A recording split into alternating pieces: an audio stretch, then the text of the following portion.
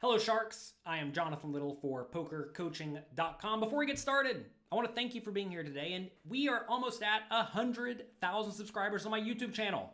When we get there, we're going to be having a bunch of giveaways, including some cash, some private coaching, some PokerCoaching.com memberships, lots of stuff. So make sure you click the like and subscribe button below and also the notification bell so that you do not miss out on those giveaways.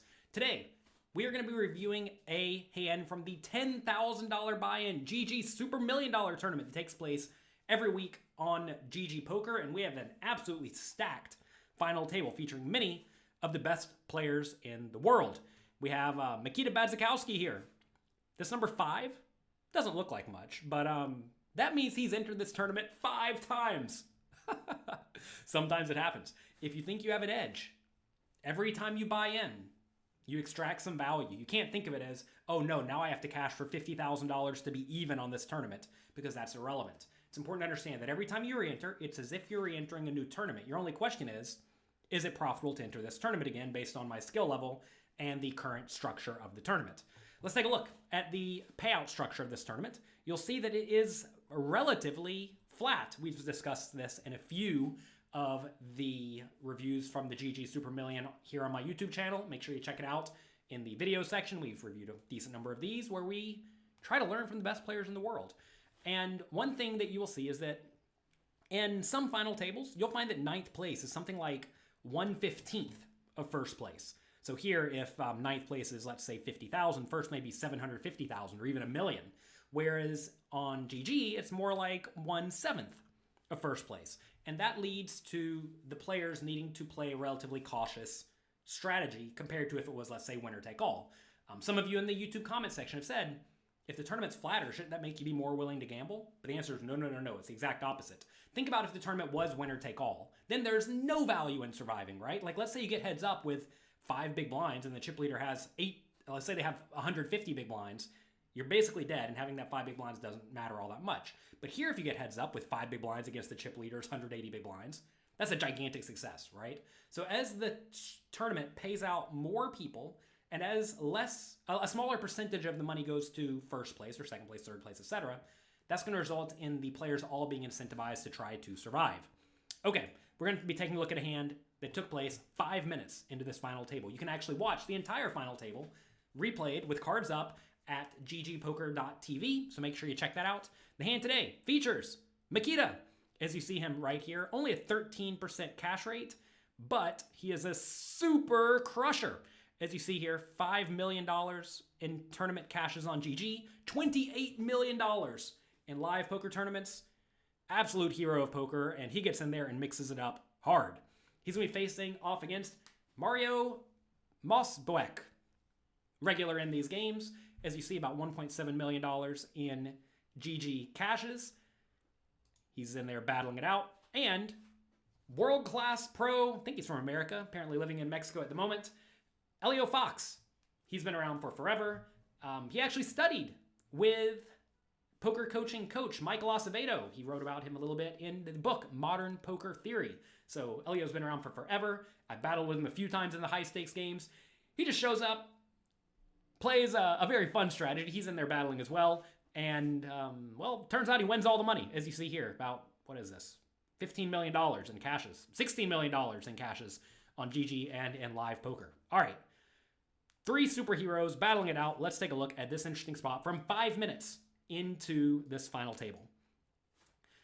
So, let's take a look at the chip stacks really quick. Notice that Judd Trump here is very shallow. 5 big blinds, okay? Also, notice Bruno, also very shallow with 8 big blinds. Mikita is sitting here with about 45 big blinds, so pretty deep stacked. And Mario over here with about 45 big blinds as well. Actually, Mikita has 50 and 45. And then Elio has about 40. So, 3 middle stacks. Remember what we just discussed? You really want to outlast the shallow stacks here and collect that free payout jump. So all 3 of these players are actually pretty incentivized to be cautious. Let's take a look. Mikita wakes up with pocket jacks, easy raise, folds around to Mario in the small blind, playing 38 big blinds deep. He's a little bit too deep to just rip it all in. If he was something like 25 big blinds deep, maybe even 30 big blinds deep, going all in is relevant or a good strategy.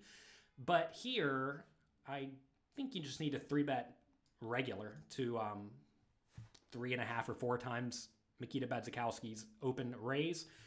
I think that's really his only option. You could call. The problem is ace-king is really, really good. Mikita's known to get in there and battle. That said, this is a spot where Mikita should be pretty tight because of the 2 shallow stacks, one of which is already folded. Therefore, whenever Mikita opens, he should expect these big stacks over here to play back at him a decent amount, especially Nicholas here, one of the absolute crushers. His name's Lena on the other sites. You should expect him to play back at you some portion of the time. So that forces Mikita to be a little bit tight. But whatever, I would just 3-bet, and if Mikita wants to go with it, you go with it. So let's see what Mario does. Gives it some thought. GG gives the players plenty of time at the final table because they are playing for substantial money. He's giving it a lot of thought. All right, 316,000. So he does go about 4 times the initial raise. And if Mikita does shove here, Mario's calling it off. However, now Elio's sitting here with the pocket queens, facing a raise and a re-raise from 2 medium stacks, both of which are kind of incentivized to be on the tighter side. What would you do in this spot with pocket queens? Obviously, pretend you do not know Mikita has jacks and Mario has ace-king. We don't know that. I want you to think about it for a second and then pause the video and write in the comment section below what you would do with these pocket queens. Would you call the 316,000? Would you fold? Or would you re-raise? If you re-raise, I gotta presume you're going all in. So are we folding, calling, or shoveling all the money in? Pause the video and write what you would do in the comment section below. All right. Going through this active learning process of thinking about what you would do, committing to an answer, and then getting immediate feedback will go a long way to helping you improve your poker skills. And this is a situation where I can guarantee you Elio's strategy is going to vary substantially based on what he thinks about his 2 opponents. I have to presume Mikita's in there battling perhaps a little bit harder than he quote-unquote should from a GTO ICM point of view, because Mikita gets in there and battles. I've seen him play plenty of hands. We've reviewed a few of them on the YouTube channel. Make sure you click like and subscribe below, and click the notification bell so you don't miss out on any of the content we have here for you.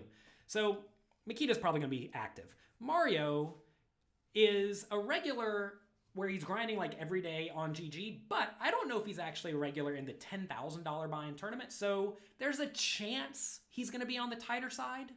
But even then, even if you're playing slightly higher than you are used to, you're still going to get your bluffs in, right? I'm sure Mario knows good, fundamentally sound pre-flop poker. So because of that, I think Elio's only good option here is just to shove it all in.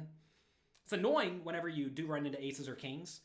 But right here, if you shove it all in, you may be able to get your opponents to fold out ace-king. You say, why in the world would ace-king fold? Ace-king's great. Well, again, Judd and Bruno are both very shallow, and also Elio is really incentivized to be tight here. This is a spot where I think Elio should be really tight. If I was in his shoes, I would probably just go all in with aces, kings, queens, and ace-king and fold everything else. I think jacks is even a fold. Jacks is close for sure. Tens is definitely a fold. Maybe ace-queen suited is okay to shove it in, effectively as a bluff, with good blockers, but this is a spot where Elio must be really tight. That said, I think queens is just good enough to go with, given he has 38 big blinds facing a raise and a 3-bet. So I'd rip it in. Let's see what Elio does. I'm going to presume Elio is going to do whatever is right because Elio is a super crusher. It's always important to realize the people who are the super crushers probably play better than you or me, and that's okay. Learn from them. Don't say, oh, I wouldn't do that, therefore Elio must be a fish. No. For all I know, Elio's going to fold here. I actually haven't watched this video. I don't know what he does. Realize that these are the best players in the world, and it's our job as people who are, pretty good, but perhaps not the best player in the world. I don't think I'm the best player in the world. I'm pretty good, but not the best. And I'm going to presume a lot of you are equally good as me, or maybe a little bit worse. If that's the case, learn from the people who are playing the highest stakes because they have already crushed all the stakes previously, and here they are battling it out with the best. Anyway, please go all in, Elio. If he does shove, obviously, well, I say obviously, jacks are just a fold because Elio's range is going to be super tight and Mario's range is going to be super tight. And back to Mario, it's actually a pretty bad spot. It's probably a fold too. Pretty bad scenario from an ICM point of view. Elio's giving it some thought, as he should. Definitely a big spot. I don't hate folding, really. Like, I think folding with queens even could be fine, just purely because of the 2 shallow stacks and the flat payout structure. If you're playing at your local casino where first place gets half of the prize pool or something like that, then definitely go all in here with the queens. Jacks would then be a fold, and ace-king would probably be a call-off if the payout structure was more top-heavy. All right, Elio does go with it. That makes me happy.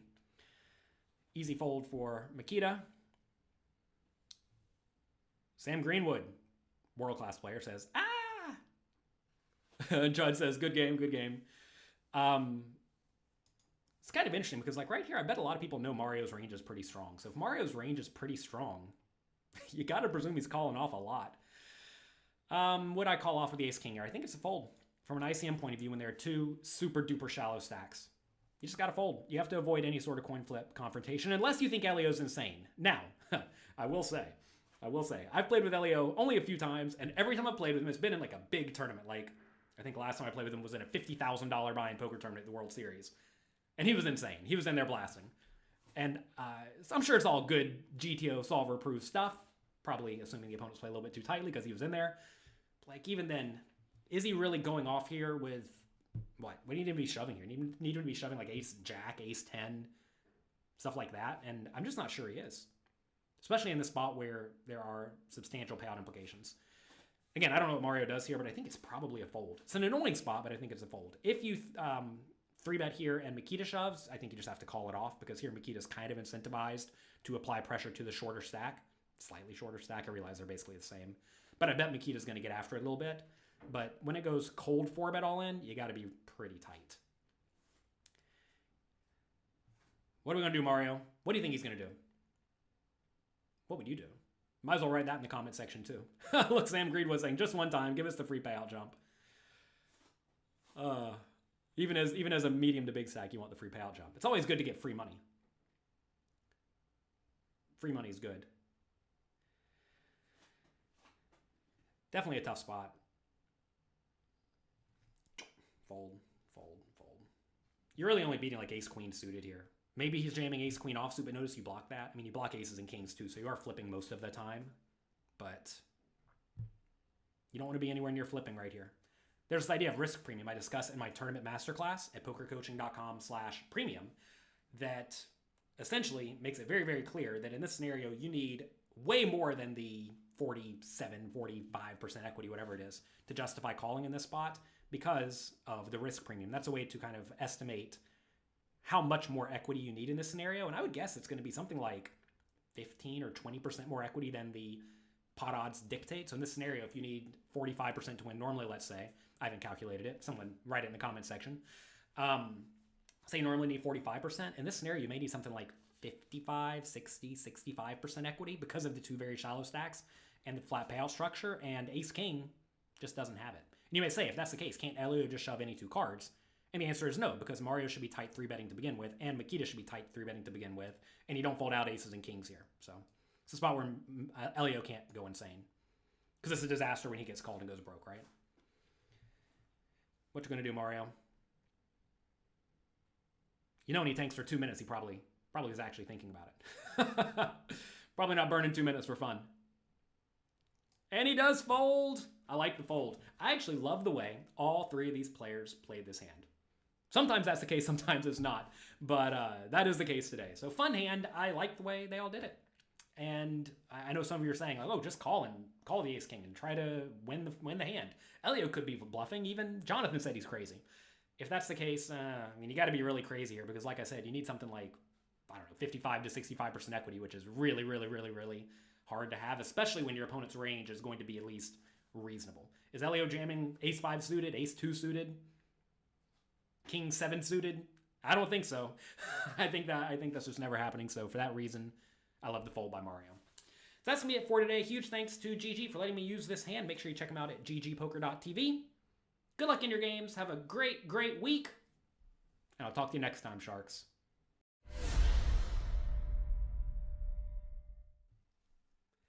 How would you like to have one of these championship bracelets from winning a major poker tournament?